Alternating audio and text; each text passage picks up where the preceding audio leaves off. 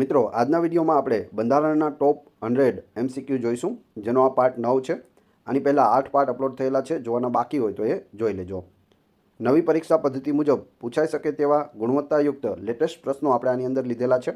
પાછલી પરીક્ષાઓમાં પૂછાયેલા પ્રશ્નો છે. આ જોવાથી તમને ખ્યાલ આવશે કેવા પ્રશ્નો પૂછાય છે, કેવા ઓપ્શન આપવામાં આવે છે અને જવાબ શું આવે છે. તો ખૂબ જ અગત્યનો આ વિડીયો રહેશે. છેલ્લે તમારી ટેસ્ટ પણ લેવામાં આવે છે, તો વિડીયો વ્યવસ્થિત જુઓ અને ટેસ્ટ આપી તમે તમારું નોલેજ પણ ચેક કરી શકો છો. એ સિવાય ફ્રીમાં આની PDF પણ તમને પ્રોવાઈડ કરાવવામાં આવે છે.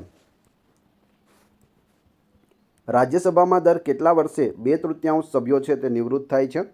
તો રાજ્યસભા છે તે કાયમી ગૃહ છે અને રાજ્યસભાના સભ્યોનો સમયગાળો છે તે 6 વર્ષનો હોય છે. પરંતુ અહીં પ્રશ્ન શું છે? રાજ્યસભામાં દર કેટલા વર્ષે 1/3 સભ્યો નિવૃત્ત થાય છે? તો દર 2 વર્ષે છે તે 1/3 સભ્યો છે તે નિવૃત્ત થતા હોય છે અને એટલા સભ્યો ઉમેરાતા જાય છે. એટલે રાજ્યસભા છે તે કાયમી ગૃહ છે, તે વિખેરાતી નથી. બંધારણના કયા અનુચ્છેદ પ્રમાણે 14 વર્ષની નીચેની વયના બાળકોને કારખાનામાં જોખમકારક કામ માટે રાખી શકાય નહીં? બિન સચિવાલય ક્લાર્કમાં પૂછાયેલું છે. તો કયો એવો અનુચ્છેદ છે જે મુજબ 14 વર્ષથી નાનું બાળક હોય તો તેને કારખાનામાં કે જોખમકારક કામ કરાવી શકાતું નથી? તો એ છે અનુચ્છેદ 24 પ્રમાણે. ઓપ્શન એ સાચો જવાબ છે. નીચેના પૈકી કોણ સંસદના બંને ગૃહોમાં બોલી શકે છે? નાયબ મામલતદાર DYSOમાં પૂછાયેલું. ઓપ્શન આપેલા છે. તમને જવાબ આવડતો હોય તો તમે જવાબ છે તે આ રીતે લખી શકો. 503 પ્રશ્ન નંબર ને તેમાં A, B, C કે D. તો 503માં C આ રીતે તમે જવાબ આપી શકો. સાચો જવાબ આવશે attorney general. Option C. Attorney general છે તે સંસદના બંને ગૃહ લોકસભા અને રાજ્યસભા બંનેમાં તે બોલી શકે છે. બંનેના તે સભ્ય નથી હોતા છતાં પણ તે ત્યાં બોલી શકે છે, પરંતુ મત આપી શકે તો મત છે તે નથી આપી શકતા. શું મત નથી આપી શકતા? ખાસ યાદ રાખજો, એ પણ પૂછાય છે. ભારતમાં રાજ્યના રાજ્યપાલ એટલે કે ગવર્નરની નિમણૂક કોણ કરે છે? PSIમાં પૂછાયેલું છે. ગવર્નરની નિમણૂક છે તે ભારતના રાષ્ટ્રપતિ કરે છે. ઓપ્શન બી. ડૉક્ટર બાબા સાહેબ આંબેડકરે કયા હકને બંધારણનો આત્મા કહ્યો છે? અનુચ્છેદ 32. બંધારણનો આત્મા શું છે તેમાં? તો તેમાં છે બંધારણીય ઇલાજોનો હક. ઓપ્શન સી સાચો જવાબ છે. નોટાનું પૂરું નામ આપો. હાલમાં આપણી ત્યાં ચૂંટણીઓ થાય છે તો એમાં તમને નોટાનો છે તે ઓપ્શન આપવામાં આવે છે. સૌથી નીચે શું હોય? નોટા હોય છે. તો નોટાનું શું થશે? None of the above. ઉપરનામાંથી એક પણ નહીં. ઉપર બધા સભ્યોના નામ હોય અને અહીં તેના ચિહ્નો આપેલા હોય અને છેલ્લે નોટા આપેલું હોય છે. એટલે કે ઉપરનામાંથી એક પણ નહીં. નોન ઓફ ધ અબોવ એ નોટાનું ફૂલ ફોર્મ થશે. રાષ્ટ્રીય લઘુમતી પંચ અધિનિયમ કયા વર્ષમાં બન્યો? GPSCમાં પૂછાયેલું. તો જવાબ આવશે ઈસવીસન 1992માં રાષ્ટ્રીય લઘુમતી પંચ અધિનિયમ આવ્યો હતો. રાજ્ય વિધાનસભાનું સંચાલન કોણ કરે છે? રાજ્યમાં આવેલી વિધાનસભાનું સંચાલન છે તે કોણ કરે? તો વિધાનસભાના અધ્યક્ષ કરે છે. ઓપ્શન સી સાચો જવાબ છે. ભારતમાં કોઈ નાગરિકની સામે ફક્ત ધર્મ, જાતિ, જ્ઞાતિ, લિંગ, જન્મસ્થાન અથવા એમાંના કોઈ પણ કારણે રાજ્ય ભેદભાવ કરી શકશે નહીં. આ જોગવાઈ કયા આર્ટિકલમાં દર્શાવવામાં આવેલી છે? GPSC મહિલા અને બાળ વિકાસ અધિકારીમાં પૂછાયેલું. તો અહીં સાચો જવાબ આવશે આર્ટિકલ 15. આર્ટિકલ 15 છે તેના પરથી મૂવી પણ બનેલું છે. અને આર્ટિકલ 17 એટલે કે 17 એ શું છે? તો અસ્પૃશ્યતા નાબૂદી. સાચા વિધાન પસંદ કરો. તો અહીં બે વિધાનો આપેલા છે, જોઈએ. સત્તા વિશેના સિદ્ધાંત મુજબ ન્યાયતંત્રને ધારાસભા અને કારોબારીથી અલગ રાખવામાં આવે છે. બીજું, દેશને મૂળભૂત કાનૂન દેશના બંધારણને ગણવામાં આવે છે. તો અહીં જવાબ આવશે માત્ર બીજું સાચું છે. બે સાચું છે, પેલું છે તે ખોટું છે. ઉપરાષ્ટ્રપતિની ચૂંટણીના વિવાદ અંગે કોણ નિર્ણય કરે છે? ઉપરાષ્ટ્રપતિની ચૂંટણી હોય અને તેમાં વિવાદ થાય તો તેનો નિર્ણય છે તે કોણ કરશે? તો અહીં સાચો જવાબ આવશે ઉચ્ચ ન્યાયાલય કરશે. Option A. લોકસભાના સભ્ય થવા માટેની લઘુત્તમ વય કેટલા વર્ષની છે? લોકસભામાં સભ્ય બનવું હોય એટલે કે સાંસદ સભ્ય બનવું હોય તો ઉંમર કેટલી હોવી જોઈએ? ઓછામાં ઓછી. જવાબ આવશે ઓપ્શન એ 25 વર્ષની ઉંમર હોવી જોઈએ. મુખ્યમંત્રી બનવું હોય 25 વર્ષ, વડાપ્રધાન બનવું હોય 25 વર્ષ. અહીં પદ માટે ઓછામાં ઓછી જરૂરી ઉંમર આપેલી છે. ખૂબ અગત્યનું છે, યાદ રાખી લેજો. લોકપાલના અધ્યક્ષ અને સદસ્ય બનવું હોય તો ઓછામાં ઓછા 45 વર્ષ હોવા જોઈએ. રાષ્ટ્રપતિ બનવું હોય તો 35, ઉપરાષ્ટ્રપતિ અને રાજ્યસભાના સભાપતિ પૂછે તો 35 વર્ષ, રાજ્યસભાના સભ્ય થવા માટે 30 વર્ષ, લોકસભાના સભ્ય 25 વર્ષ, વિધાન પરિષદના સભ્ય બનવું હોય તો 30 વર્ષ, વિધાનસભાના સભ્ય માટે 25 વર્ષ એટલે કે મુખ્યમંત્રી માટે પણ 25 વર્ષ, રાજ્યપાલ માટે 35 વર્ષ, વડાપ્રધાન માટે 25 વર્ષ, મુખ્યમંત્રી બનવા માટે 25 વર્ષ, ગામના સરપંચ થવું હોય તો 21 વર્ષ છે, મેયર બનવા માટે પણ 21 વર્ષ છે, ગામ પંચાયતનો સભ્ય થવું હોય તો પણ 21 વર્ષ, કોર્પોરેટર બનવું હોય સિટીમાં તો પણ 21 વર્ષ છે, અને મતદાન માટેની ઉંમર કેટલી છે તો એ 18 છે. એ પણ પહેલાં 21 હતી, પરંતુ બંધારણમાં સુધારો કરી અને તેને ઘટાડવામાં આવી છે, એટલે મતદાન માટેની ઉંમર એ 18 વર્ષ છે. સૌથી ઓછી ઉંમર કઈ છે? 18 વર્ષ મતદાન માટે. સૌથી વધુ છે તે લોકપાલના અધ્યક્ષ માટે 45 વર્ષ ઓછામાં ઓછા હોવા જોઈએ. તો આ ચાર્ટ યાદ રાખી લેજો, અથવા સ્ક્રીનશોટ લઈ લેજો, અથવા આની PDF હું તમને પ્રોવાઈડ કરી દઈશ. રાષ્ટ્રપતિ પોતાની સહીથી કરેલા લખાણથી પોતાના હોદ્દાનું રાજીનામું કોને સંબોધીને આપી શકશે? GPSC ક્લાસ 1માં પૂછાયેલું. રાષ્ટ્રપતિને પોતાની સહી કરી અને રાજીનામું આપી દેવું છે, કોને આપશે? તો એ ઉપરાષ્ટ્રપતિને આપશે. કોને આપશે? ઉપરાષ્ટ્રપતિને. Option B. ભારતના બંધારણ મુજબ દેશના સર્વોચ્ચ વડા કોણ ગણાય છે? દેશના સર્વોચ્ચ વડા છે તે રાષ્ટ્રપતિ ગણાય છે. ઓપ્શન એ સાચો જવાબ છે. રાજ્ય યાદીમાં કેટલા વિષયોનો સમાવેશ કરવામાં આવ્યો છે? જો 3 યાદીઓ છે, એમાં સંઘ યાદી એટલે કે કેન્દ્ર યાદી, બીજું છે રાજ્ય યાદી, અને ત્રીજું છે સંયુક્ત યાદી.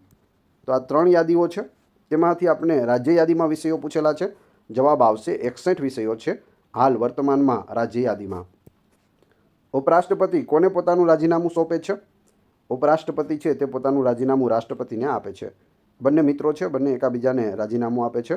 રાષ્ટ્રપતિને આપવું હોય તો તે ઉપરાષ્ટ્રપતિને આપી દે છે, અને ઉપરાષ્ટ્રપતિને રાજીનામું આપવું હોય તો તે રાષ્ટ્રપતિને આપી દે છે. નાગરિકો, OCI અને PIO કે જેઓ ભારતની બહાર વસવાટ કરે છે, તેમના દ્વારા માહિતી અધિકારની અરજી તેઓ ખાલી જગ્યા ક્યાં કરશે?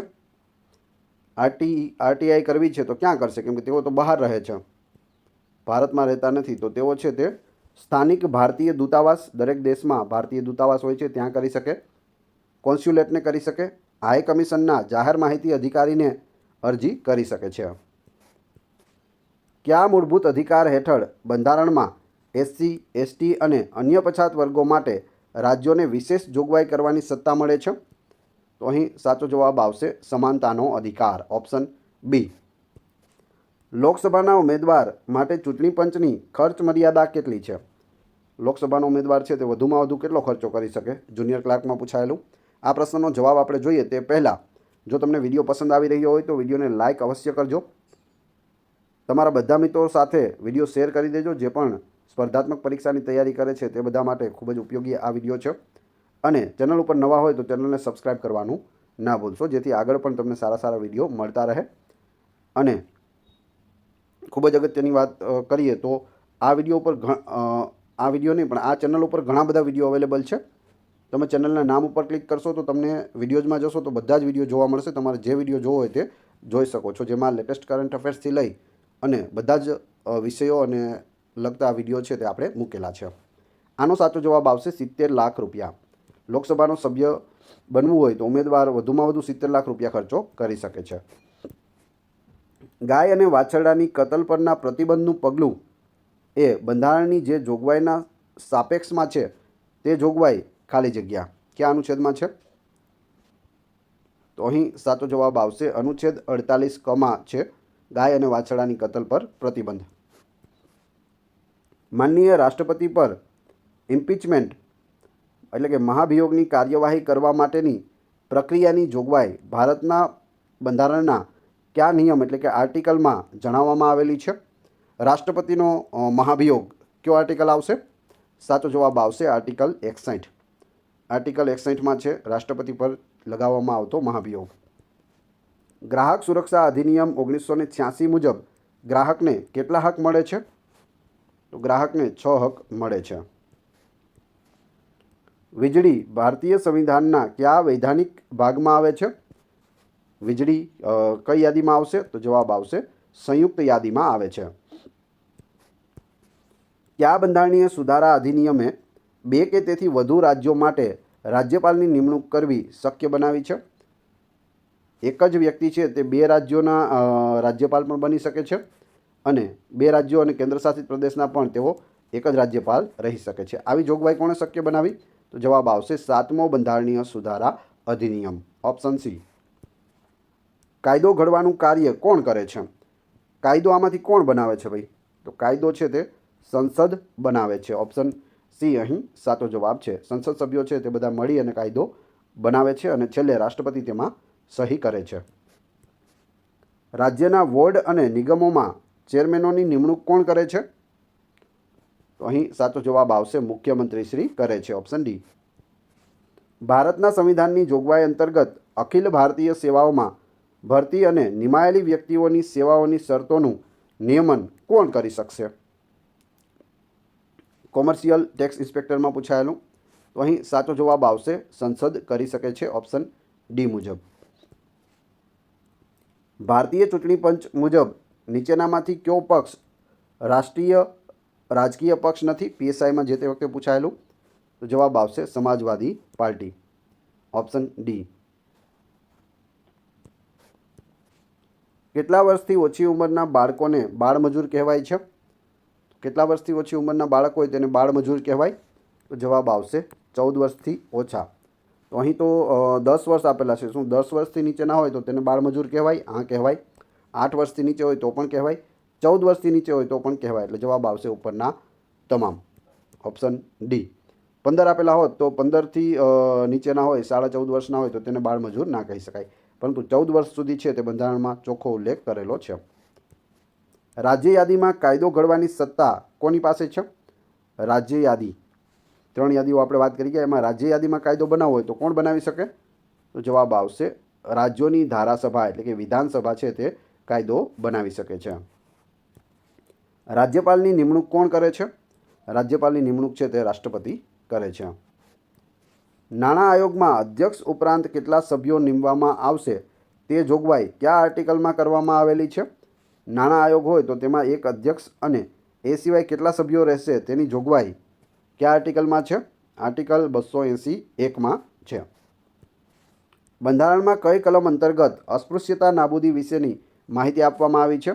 અસ્પૃશ્યતા નિવારણ, આર્ટિકલ 17 એટલે કે અનુચ્છેદ 17માં છે. વિશ્વ વૃદ્ધ દિનની ઉજવણી કઈ તારીખે થાય છે? વિશ્વ વૃદ્ધ દિવસની ઉજવણી છે તે 1 ઓક્ટોબરના રોજ કરવામાં આવે છે. ભારતનું બંધારણ ઘડવા માટેની ખરડા સમિતિના અધ્યક્ષ કોણ હતા? કોન્સ્ટેબલમાં પૂછાયેલું. તો જવાબ આવશે ડૉક્ટર ભીમરાવ આંબેડકર હતા. ખરડા સમિતિ, ડ્રાફ્ટિંગ કમિટી કે મુસદ્દા સમિતિ કાંઈ પણ પૂછે એના નામ અલગ અલગ છે પણ અધ્યક્ષ એક જ હતા, ડૉક્ટર ભીમરાવ આંબેડકર.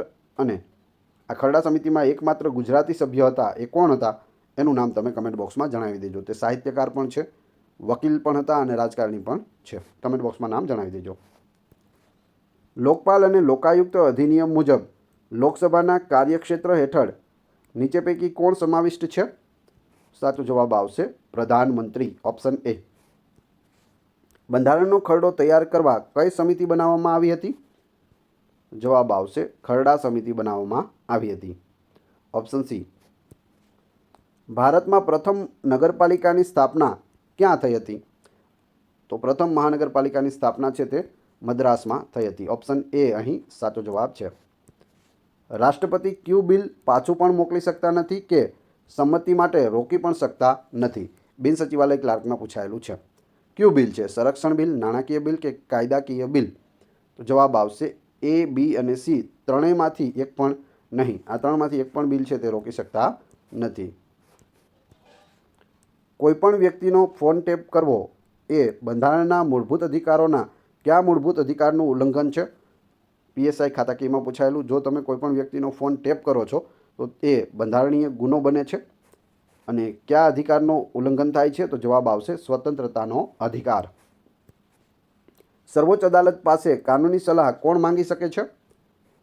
જવાબ આવશે રાષ્ટ્રપતિ છે તે અનુચ્છેદ 143 પ્રમાણે જ્યારે પણ તેને જરૂર પડે ત્યારે કાનૂની સલાહ છે તે સર્વોચ્ચ અદાલત પાસેથી માંગી શકે છે. હાઈકોર્ટની બંદી પ્રત્યક્ષીકરણ એટલે કે હેબિયસ કોર્પસ રીટની સત્તા બંધારણના કયા અનુચ્છેદ મુજબ છે? હાઈકોર્ટની સત્તા પૂછેલી છે, પીએસઆઈમાં પૂછાયેલું. તો હાઈકોર્ટમાં જે રીટ કરવી હોય તો કયા અનુચ્છેદ આવશે? જવાબ આવશે 226 મુજબ કરી શકાય. 5 પ્રકારની ટોટલ રીટ છે. રાજ્ય સેવા આયોગની સ્થાપના બંધારણના કયા આર્ટિકલ હેઠળ કરવામાં આવે છે?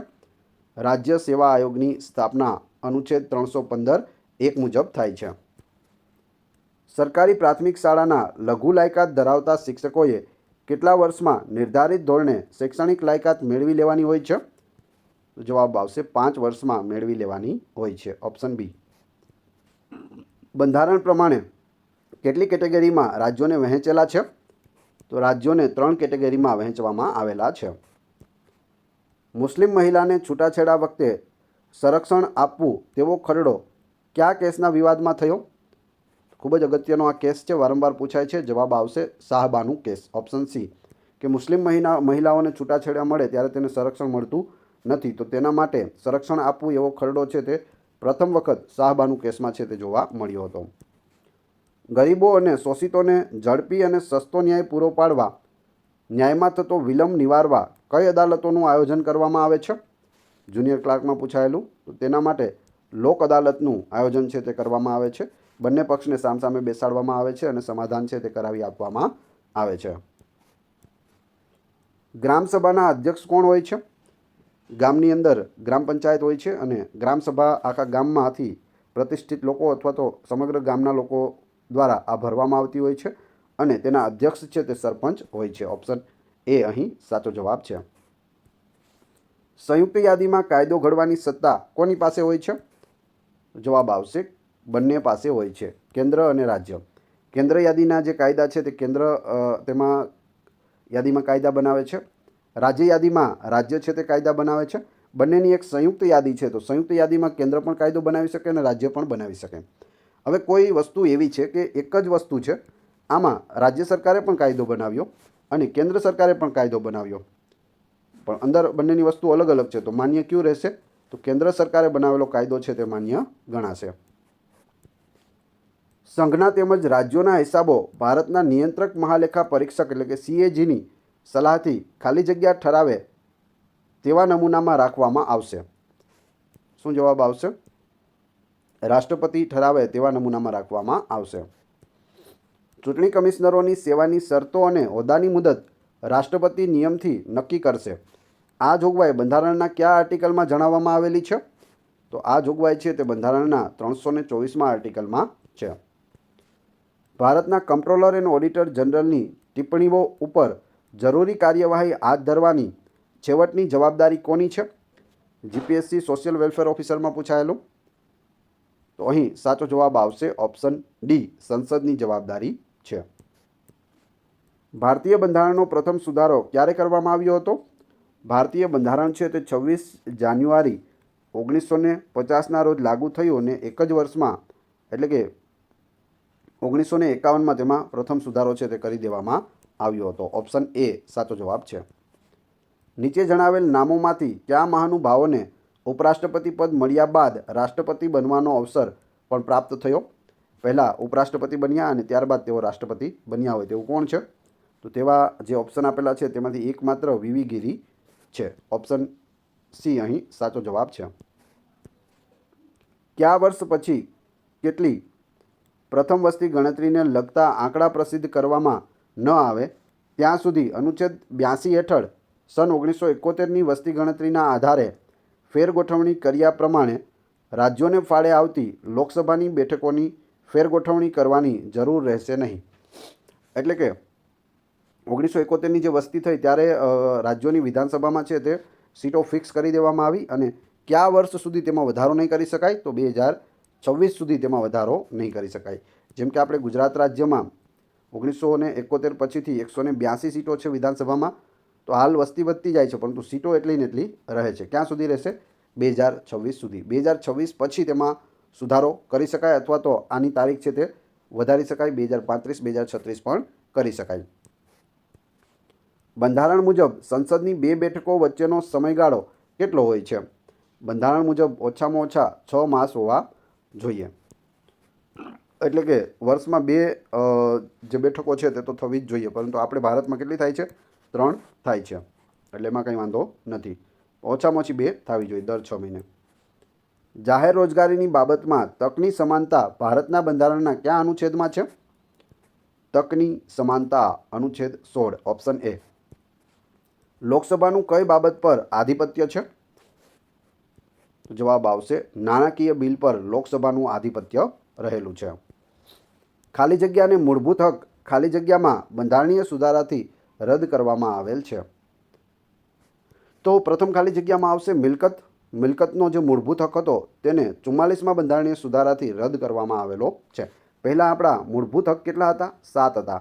અત્યારે કેટલા છે? 6 છે. જે સંપત્તિનો અધિકાર હતો 7મો તેને 44મા બંધારણીય સુધારા દ્વારા હટાવી દેવામાં આવ્યો છે. તેને ક્યાં લઈ ગયા છે? તો 300A લઈ ગયા છે. 300A સંપત્તિનો અધિકાર આપણને મળે છે. આગળ જોઈએ. લોકપાલના અધ્યક્ષ તથા સભ્યોની નિમણૂક માટેની પસંદગી કમિટીમાં કોનો સમાવેશ થતો નથી? જો અહીં નથી પૂછેલું છે. નીચેનામાંથી કોનો સમાવેશ થતો નથી? તો જવાબ આવશે માનવ સંસાધન પ્રધાનનો સમાવેશ થતો નથી. એ સિવાય વડાપ્રધાન, લોકસભાના સ્પીકર અને વિરોધ પક્ષના નેતાનો લોકપાલના અધ્યક્ષ તથા સભ્યોની નિમણૂકમાં સમાવેશ થાય છે. રાજ્ય સેવાઓમાં ન્યાયતંત્રને કારોબારી તંત્રથી અલગ કરવા રાજ્ય પગલાં ભરશે. આ જોગવાઈ કયા આર્ટિકલમાં દર્શાવવામાં આવેલી છે? તો જવાબ આવશે આર્ટિકલ 50માં. શું કહ્યું? તો રાજ્ય સેવાઓમાં ન્યાયતંત્રને કારોબારી તંત્રથી અલગ કરવા રાજ્ય પગલાં ભરશે. અનુચ્છેદ 50. તાલુકા પંચાયતમાં મહિલાઓ માટે કેટલા ટકા અનામત બેઠકો રાખવામાં આવે છે? તો 50% બેઠકો છે તે અનામત રાખવામાં આવે છે. વિશ્વના બધા લોકશાહી દેશોમાં સૌથી વધારે મતદારો કયા દેશમાં છે? તો સૌથી વધારે મતદારો છે તે ભારત દેશમાં છે. ભારત સૌથી મોટો લોકશાહી દેશ છે. રાજ્યના પ્રધાનમંડળમાં કેટલા પ્રકારના પ્રધાનો હોય છે? તો રાજ્યનું જે પ્રધાનમંડળ હોય તેમાં 3 પ્રકારના પ્રધાનો હોય છે. આપણા દેશમાં દર કેટલા વર્ષે સામાન્ય ચૂંટણીઓ થાય છે? તો દર 5 વર્ષે સામાન્ય ચૂંટણીઓ હોય છે. બાળમજૂરી પર પ્રતિબંધ અંગે ભારતના બંધારણમાં જોગવાઈ છે કે નહીં? અને હોય તો કઈ કલમમાં છે? બાળમજૂરી પર પ્રતિબંધ એની જોગવાઈ તો છે, પણ કઈ કલમમાં? કલમ 24 મુજબ. Option C.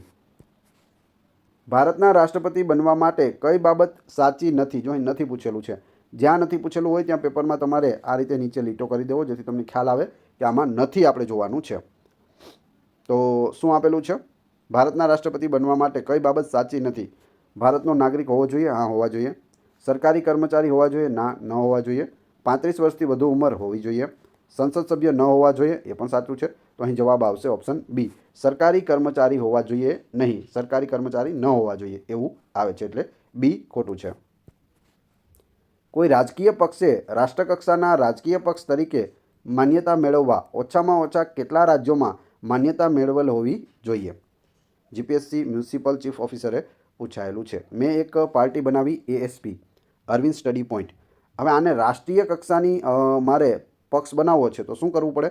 તો ઓછામાં ઓછા 4 રાજ્યોમાં મારે છે તે સીટો જીતવી પડે, તો તે રાષ્ટ્રીય કક્ષાનો મારો રાજકીય પક્ષ છે તે બની શકે. બાકી તે રાજ્ય કક્ષાનો જ રહે, રાજ્યમાં ચૂંટણી લડી શકે.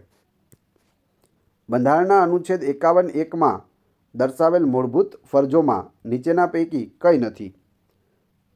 મૂળભૂત ફરજો આપણી કેટલી છે? 11 ફરજો છે મૂળભૂત ફરજો. અનુચ્છેદ 51A મુજબ 11 ફરજો છે. આમાં નીચેનામાંથી કઈ નથી? સાચો જવાબ આવશે સાંપ્રદાયિકતા જાળવવાની, એ નથી. સંસ્કૃતિના સમૃદ્ધ વારસાને સન્માનવાની, જાહેર મિલકતનું રક્ષણ કરવાની, બંધારણને વફાદાર રહેવાની, આ 3 છે, આ નથી. કયા મુખ્ય ન્યાયાધીશે ભારતના રાષ્ટ્રપતિ તરીકે પણ કાર્ય બજાવેલ છે? તો સાચો જવાબ આવશે જસ્ટિસ M. હિદાયતુલ્લા. એકમાત્ર એવા ન્યાયાધીશ છે કે જેણે રાષ્ટ્રપતિનું કાર્ય કરેલું હોય. હવે કઈ રીતે કે ભાઈ રાષ્ટ્રપતિ હાજર નથી, વિદેશમાં ગયા છે, અવસાન થયું છે, રાજીનામું, કોઈ પણ કારણ હોઈ શકે, રાષ્ટ્રપતિ હાજર નથી, તો તેની જગ્યાએ કોણ રહેશે?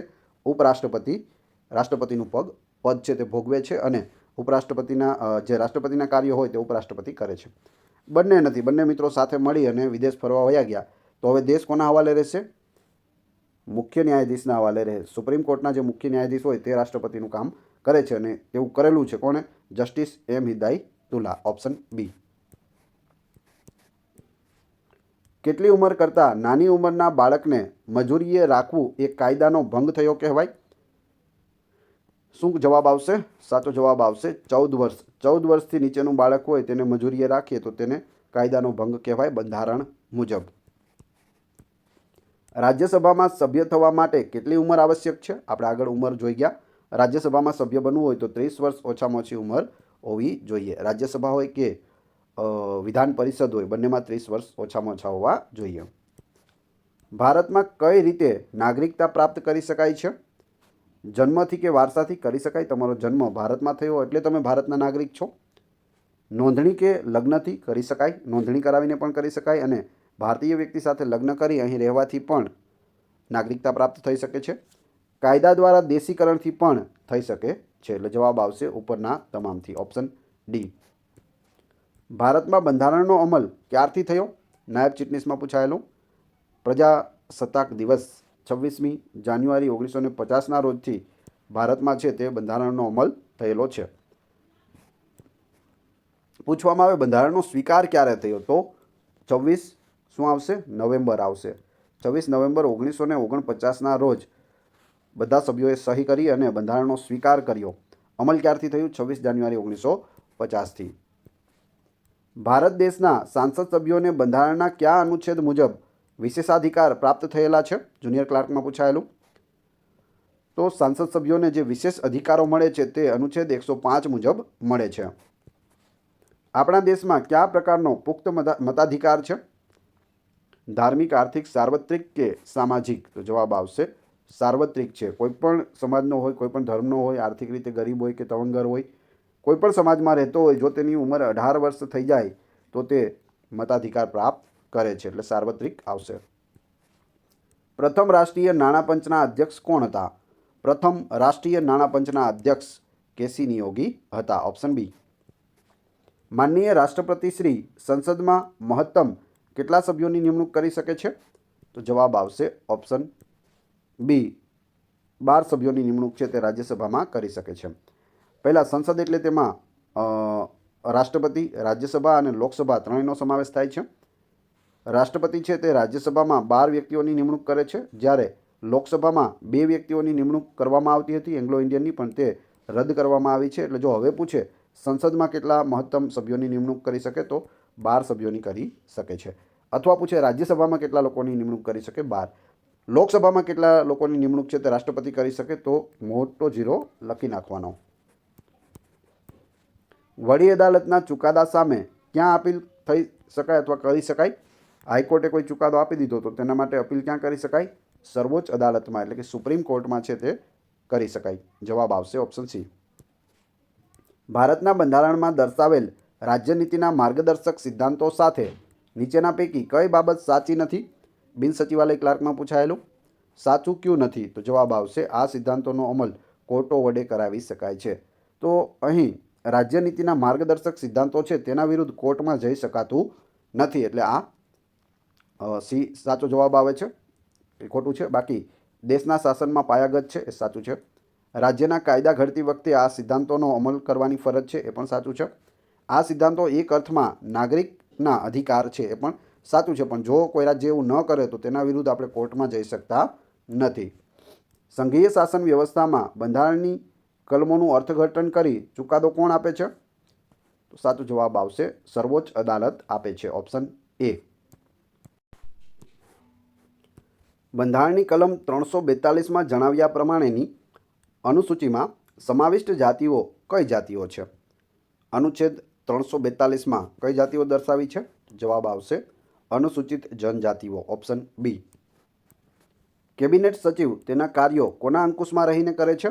કેબિનેટ સચિવ કોના અંડરમાં હોય છે? તો જવાબ આવશે અહીં પ્રધાનમંત્રીના અંડરમાં હોય છે. ઓપ્શન એ સાચો જવાબ છે.